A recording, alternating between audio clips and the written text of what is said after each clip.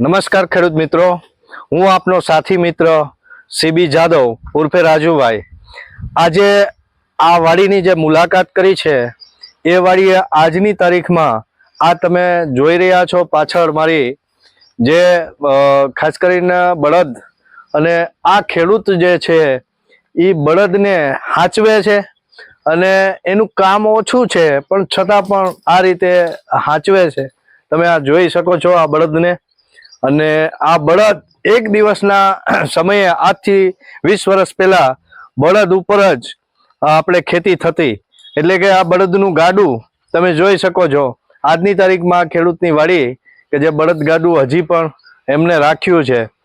આ જે જગ્યા છે એ જગ્યા ખાસ કરીને ખીરસરા, જે રણમલજીના ખીરસરા, એને જે ગામ છે રાતિયાની વાડી છે. અહીંયા જે પડધરીથી ખીરસરા એટલે કે મેટોડાને જોડતો રસ્તો છે અને એ રસ્તા ઉપર આ વાડી છે. આ વાડી ખાસ કરીને આ ખેડૂતની વાડીએ હું અવારનવાર અહીંયા જમવા માટે હું આવતો હોઉં છું. આ મારી ગાડી છે અને ખાસ આ ખેડૂતની વાડી હંમેશા મને એકદમ સાંત્વનવા એટલે કે એકદમ શાંતિ મળે છે. અને આ મને ઘણા બધા ડીલરો મિત્રો હોય, એગ્રોવાળા, દવાવાળા, કે સાહેબ અહીંયા જમી લો, પણ હું હંમેશની માટે કોઈ ને કોઈ ખેડૂતની વાડીએ જમું છું. અને આ જ જગ્યા ઉપર મેં હમણાં જ ભોજન કર્યું અને ખેડૂત જે જમવા ગયા છે હાલની તકે, જે મને ખાટલો પણ આપ્યો, મને કે સાહેબ થોડી વાર તમારે આરામ કરવો હોય તો આવી વ્યવસ્થા આ ખેડૂત મારો ભોળો છે કે કોઈ પણ એમની વાડીએ આવે એને પોતાનો સાથી છે એવું ગણી અને મદદ પણ કરે છે. મારા સૌરાષ્ટ્રના ખેડૂતો જે એકદમ ભોળા અને પ્રેમી હોય છે, અને આ જ મારો ખેડૂત છે. ઘણી વખત કોઈ પાક વાવવામાં પણ તકલીફમાં મુકાઈ જાય છે.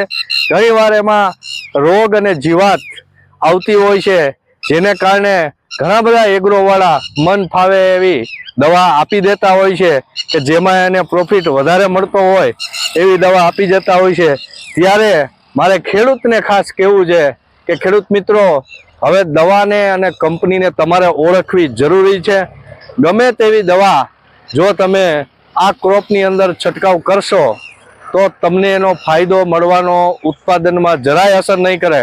ઘણી બધી એવી દવા છે કે જે દવા ઈયળ અથવા થ્રિપ્સ, કથિરી, ચૂસિયા જીવાતને મારે છે, પણ નબળો સોલ્વન્ટને કારણે એ દવા આ ક્રોપ ઉપર છંટકાવ થાય ત્યારે જ્યારે સૂર્યપ્રકાશની જે સંશ્લેષણ ક્રિયા છે એ આ પાંદ ઉપર થતી હોય છે, અને આ પાંદ ઉપર જે ક્રિયા થાય એ ક્રિયાને સૂર્યપ્રકાશની સંશ્લેષણ ક્રિયા કહેવાય. કે પાંદ એનું રસોડું છે અને હલકા પ્રકારનું જે સોલવન્ટ કોઈ પણ કંપનીએ વાપરવું હોય, ચીલાચાલુ કંપનીએ, જેને કારણે એ સૂર્યપ્રકાશની સંશ્લેષણ ક્રિયા પાંદ ઉપર ન થાય, તેના કારણે જે ફ્લાવરિંગ થતું હોય છે, ફાલ બેસતો હોય છે, એ ફાલ હંમેશા ડેમેજ કરે છે. એ દવા ફાલને ડેમેજ કરે છે કે જ્યાં 5 ફૂલ ખુલવાના હોય, આ મગફળી છે તો એમાં 5 ફૂલ ખુલવાના છે, તો આવી હલકી પ્રકારની ઈયળની દવા છંટકાવના કારણે એ પાનની અંદર ફક્ત એ છોડની અંદર હંમેશા 5ની જગ્યાએ માન કરીને 2 ફૂલ જ ખુલશે, 3 ફૂલને ડેમેજ કરશે. જેને કારણે આ આમની જે મગફળીની વાત કરીએ તો જે સૂયા બેસવાની જે ક્ષમતા હોય છે એને ડેમેજ કરશે, જેથી કરીને સૂયા ઓછા બેસશે. અને આ જ મગફળીની અંદર ખેડૂત જ્યારે થ્રેસર લઈને આવશે ત્યારે બધાના કોથળા વધારે થયા હોય, જ્યારે આ ખેડૂતના કોથળા એટલે કે એનો વજન ઓછો થશે, ઉત્પાદન ઓછું થશે, તો સૌથી નબળી દવા ને કારણે ઉત્પાદન ઉપર અસર થાય છે. તો ખેડૂત મિત્રોને મારે ખાસ જણાવવાનું છે કે ખેડૂત મિત્રો, હંમેશા તમે દવા એવી લો કે જેની કિંમત હોય. કિંમત તમને વધારે લાગે પણ તમને એ દવાની ખબર નથી કે એ જે દવાની કિંમત એટલે વધારે આપી છે કે એમાં સારા પ્રકારનું સોલવન્ટ વાપરે છે કંપની. સોલવન્ટ જે છે 1500 રૂપિયાનું કિલો તરીફમાં આવે અને 6000નું કિલો આવે. બરોબર 4500 5000 જેવી કંપની એવું સોલવન્ટ વાપરતી હોય છે. હંમેશા સોલવન્ટ સારા પ્રકારનું વાપરવાવાળી કંપનીઓ જે એ ગ્રેડમાં જેની કિંમત પણ એની દવાની વધારે હોય એ લોકો જ વાપરતા હોય છે, જેને કારણે કિંમત ઊંચી થાય.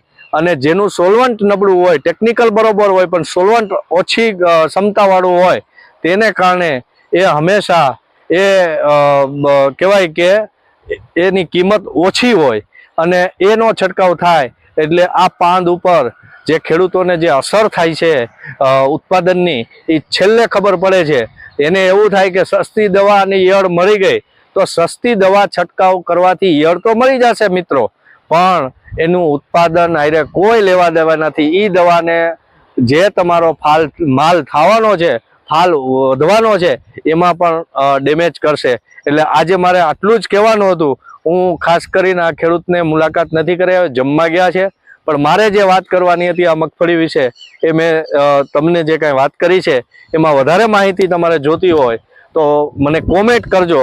મારું આ ખેડૂત સાથી મિત્ર જે ચેનલને નવા ખેડૂતો હોય તો સબસ્ક્રાઈબ કરજો, શેર કરજો, જેથી કરીને આવનારા સમયમાં હું ઘણું બધું ખેડૂતોને સારી વાત, સારી માહિતી આપવાનો છું અને એ આપ સુધી પહોંચે એવો મારો ખાસ અભિગમ છે.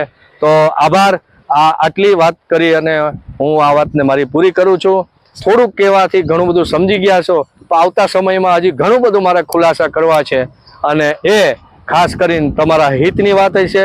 ખેડૂત સમૃદ્ધ હશે તો જ આ જગત સમૃદ્ધ થશે. ખેડૂત દુઃખી હશે તો જગત પણ દુઃખી થાય.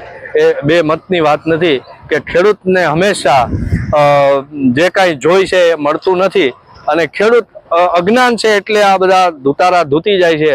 ખેડૂતને હવે જાગૃત થવાનું છે, સારી વસ્તુને ઓળખવાની છે. ખેડૂત મિત્રો, બસ વધારે માહિતી આવતા વિડીયોમાં આપીશ. આભાર. Thank you.